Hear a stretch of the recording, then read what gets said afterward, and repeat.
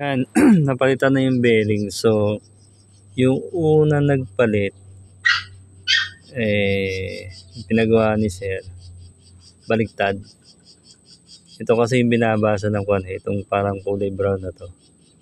Ito yung binabasa ng sensor na nakakabit dito. Yung ABS sensor.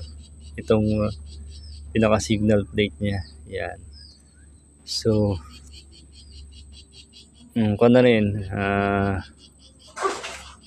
FYI na rin sa nagpapakabit ng bearing sa harap. Ito.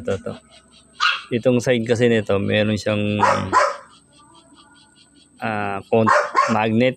Yan, itong signal plate na to. Yung kabila kasi nito, hindi nakita. Makinis lang.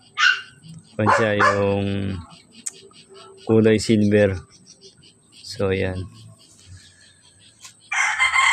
Baligtad yung kabit. So, yan sa mga nagpapakabit ng bearing. Pag baligtad ang kabit ng bearing, dito sa harap ng Nissan Almera. Yan, Nissan Almera. Iilaw yung ABS sensor. Kasi itong pinaka-signal plate niyan, itong kulay brown na to, na nasa bearing. Yan. Pag baligtad ang kabit niyan, nandito na sa side na to. Saan mo na? Iilaw yung ABS. Yan. Nissan Almera. Yan. Yun lang guys, and God bless.